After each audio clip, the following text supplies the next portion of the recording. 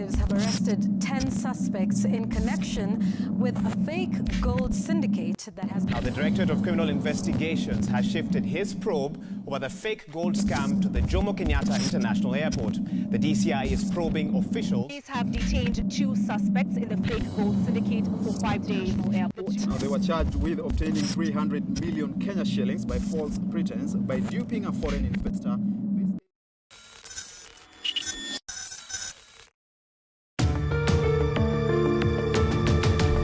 Nairobi, 2010, a whistleblower uncovers the lead on blood gold scams in the city. Days later, he flees the country in fear for his life. Reason? The main suspect had been released from custody on bond just a day after being arrested. The police had failed to provide the informer with protection.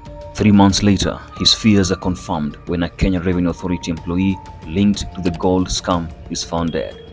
A few years later, the man, Chris Okeyo Obure, 3 years by then, jets back in the country with a larger-than-life lifestyle, owns a house in Lavington and 3 luxury vehicles valued at more than 20 million Kenya shillings, the life of a real estate millionaire mogul. You can't employ me even if it's for 1 million shillings because I make that amount in 1 or 2 weeks. He was once heard bragging to journalists. My name is Zimax and this is Zimax Media's Stay Woke series. Episode 1 of Season 2. In this video, we highlight Nairobi's dark world of fake gold syndicate. Let's get straight into it.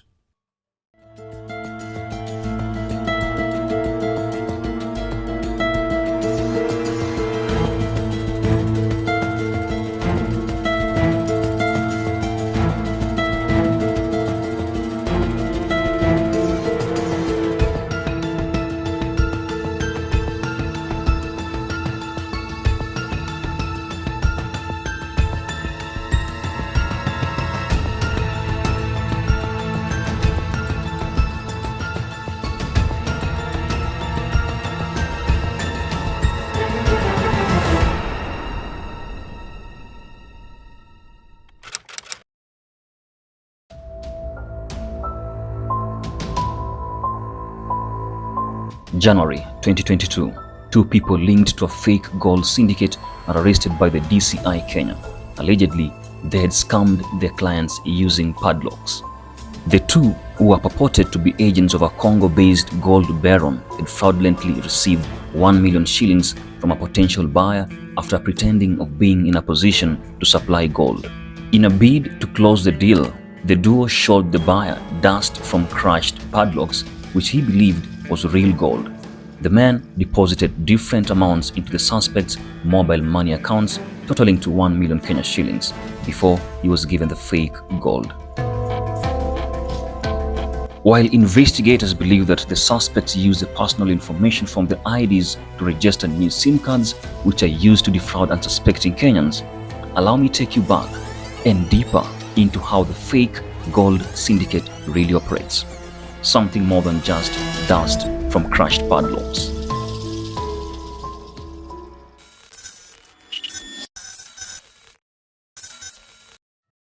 By using loopholes in the law and protection from the police and politicians, fake gold cartels remain some of the most untouchable criminals operating on Kenyan soil. 10 people, amongst them foreign nationals, have been detained over a 66 million Kenya shillings gold syndicate. Scams in the country. Senior politicians have been mentioned adversely in the scam. Among them is Bungoma Senator Moses Wetangula. May 2019, a story is told of one Mr. Mohamed Matoglu who had flown to Nairobi from Germany more than 4 times in a month to follow up on a case in which he says he was conned 23 million shillings by Kenyan scammers led by one Samir Munyinyi. According to documents filed in court, Mr. Munyinyi had a Kenyan ID and passport. However, there were questions on how he had acquired them.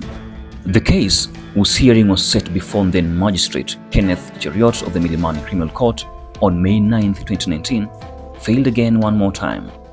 A key witness, Mr. Thomas Otieno, who had been listed because he allegedly received money on behalf of Mr. Munyinyi, did not show up. He had an emergency. The hearing was postponed to August 17th of the same year. At this time, Mr. Matoglu had lost hope of ever getting justice for the loss of his money. 3 weeks earlier, he had flown into Nairobi after getting an appointment with officers investigating the case. Even after camping at the DCI headquarters for hours, they never met him for unknown reasons. He believed there were people sitting on his case and wanted to frustrate him. I was even told I will get killed if I don't stop following up the matter, said Mr. Matoglu. He claimed the cartel knew how to use the law and were well connected. They could intercept police files whenever they wanted. With their money and influence, the fraudsters are well represented in government and crucial entities like banks and other financial institutions. According to insiders, junior police officers could pocket as much as 2 million Kenya shillings in order to protect the cartels. Now, let's get back to Chris Obure's story, the whistleblower who fled the country after uncovering the lead on a gold scam syndicate in Nairobi back in 2010.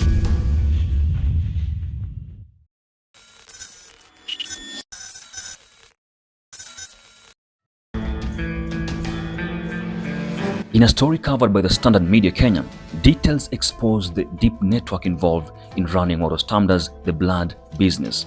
The details later spanned a series of investigations which later became a subject of the famous Jicho Pevus, the Habia Mauti, and Blood on Gold by then KTN's Purity Mambia and Dennis Onsarigo. November 8, 2010, Obure, former employee of one of the people accused of masterminding the gold fraud rings, goes to the police to report a crime in progress. He tells 2 senior officers at the then Criminal Investigations Department about $1 million con game allegedly run by his boss, Paul Kobia, a person known to police. Kobia had been previously linked to one Joe Karimi, with whom he allegedly ran a smelter used to produce and sell counterfeit gold. The third accused person, so 13th accused person, that is... The following day, Kobia was arrested, rushed to court, and released on a bond of less than 500,000 shillings. Police eventually dropped the charges against him after one of the witnesses signed an affidavit saying his firm had no complaints against Kobia and his associates. According to confidential government documents, Obure was a former employee of Kobia's Great Lakes group of companies. He claimed he came across evidence of the gold frauds in late 2010 while working as Kobia's chief strategist and director of business development. The Great Lakes group was linked to about a dozen subsidiaries involved in property, real estate, motor vehicles, transport, and clearing and forwarding. A UN report claimed these businesses were used to support a fraud ring involving dozens of people in Kenya, Uganda, Tanzania, the Democratic Republic of Congo, and elsewhere. Kobia, who also used the names Paul Ilunga Ngoei, Choma, and Kababeria, was reported to have a customs office at the Jomo Kenyatta International Airport, which only operated at night.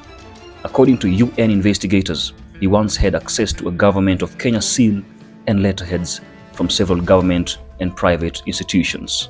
With the help of these facilities and documents, he purported to trade in gold mined from the Likasi mines in the DRC.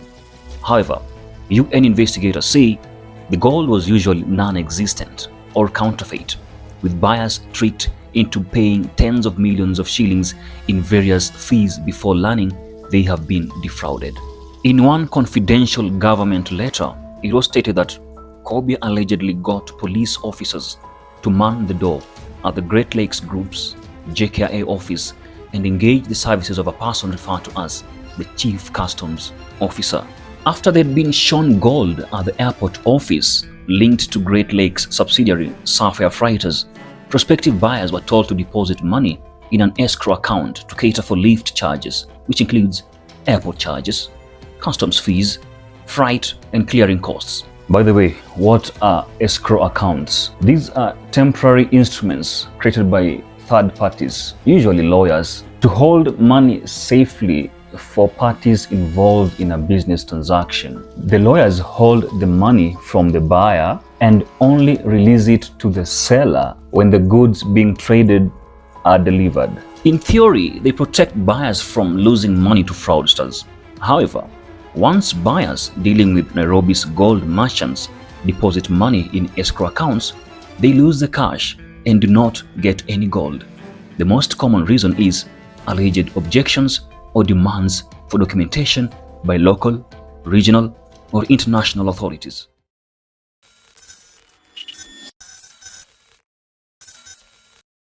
Police say the buyers in the case reported being threatened at gunpoint, resulting in the withdrawal of a weapon issued to one of the suspects. In 2010, the Americans filed a lawsuit against the government of Kenya, claiming $50 million and accusing state officials of working with fraudsters. November 1, 2010, Kobia's alleged fraud network was exposed for a second time when he had trouble opening a document on his office computer. He asked Chris Obure to help. It was at this time that the whistleblower noted transactions between the Great Lakes Group and a Hong Kong-based company called Meranti Holdings. Represented by Pretoria-based businessman Dennis Schmelzenbach, Meranti Holdings was about to pay $200,000, 17 million Kenya shillings, in lift fees for a 300 kgs consignment of gold valued at $5 million, 400 million shillings. Schmelzenbach and his partners, James George and Alan Lam, had signed a contract to buy the gold from Caroline Wamba, a Kenyan woman claiming to be the chairlady of Likasi Mines. At this very moment, Obure believes the foreigners are about to get defrauded. He gets a friend to send an email to Schmelzenbach, warning him not to send any more money to Kenya. He also goes to the CID headquarters on November 8th and meets then Deputy Director Amin Mohammed, who delegates the case to the then new head of the Serious Crimes Unit, SCU, Senior Superintendent Danson Diru Osotsi. Police arrest Kobia and some accomplices a day later, freeze $200,000 held through a lawyer in Nairobi, and seize 3 boxes filled with alleged gold samples. Kobia is charged in court on November 9th with obtaining money by false pretenses and conspiracy to defraud. However, as with the previous arrest in 2009 over another conflict gold fraud, he is promptly released on a 400 shillings bond awaiting hearing of the case. 6 days later, Obure flees to South Africa with the help of Schmelzenbach. He then visits the Kenya High Commission offices in Pretoria and narrates his tale to diplomatic officers there. He claimed his life was in danger and added, Kobia has a pistol and a shotgun, both legally licensed firearms. According to a Ministry of Foreign Affairs document, a confidential note detailing Obure's story and the alleged attempt to defraud Meranti was sent to the police and the National Security Intelligence Service. The matter eventually resolved itself in a very interesting manner. Keen to release the $200,000 frozen by police, James George, one of the Meranti Holdings officers, later signed an affidavit saying he had no complaint against Kobia. The charges against the Kenyan were dropped. In an attempt to verify whether the gold Meranti had been offered was real and legal, Schmelzenbach reported the matter to authorities in the DRC. At about the same time, DRC President Joseph Kabila raised the alarm about a 2.5 metric tons consignment of real gold valued at 8 billion shillings, which he believed was being smuggled from his country to the UAE. It was feared the gold was being sold to fund armed groups or rebels in eastern and northern Kivu regions of DRC. Kabila sent a ministerial team to Nairobi in January to find this consignment and seek help unearthing the cartels smuggling conflict minerals. Police set up a new team involving officers from the then CID, the Criminal Intelligence Unit, and the Special Crime Prevention Unit to track the 2,500 kilos of gold, which had gone missing after passing through JKIA. Less than 24 hours after an investigative team had visited the customs office at the airport, senior carrier employee Joseph Chaptaruz was accosted by 4 gunmen outside his home and shot dead. To date, barely a single big player in the gold scamming enterprise has been successfully convicted by any court in Kenya. The cases either end up at the police station they're reported to, or at the court where all the big scammers are facing multiple cases but are still in the game. Nevertheless, it is at the police station that those who have been conned get the first stumbling block in their quest for justice. Since the gold they are purportedly being sold is said to originate from the war-torn Democratic Republic of Congo, DRC, the victims opt to use tourist visas to avoid detection. The scammers take note of this and pass on this information to the police once a complaint is filed. At the station, The tide turns on those who have been conned for doing business illegally in the country after having arrived on a tourist visa. With lenient punishments and the societal glorification of those who make wealth fraudulently, it is not difficult to see why Nairobi has been turned into a gold scammers' paradise. In the unlikely event that they are arrested and taken to court, the scammers bet on the case dragging on for years while they are out on bail. In April 2018, former politician Steve Mbogo was let off the hook in a case where he was charged alongside a Cameroonian with defrauding a Dubai-based businessman of $223,000 and 2.3 million shillings. The two were accused of pretending they would sell the businessman 56 kgs of gold. Chief Magistrate Mrs. Rosaline Oganyo dismissed the case against Mr. Mbogo after Mr. Faiza Ahmed failed to appear in court to testify in the case.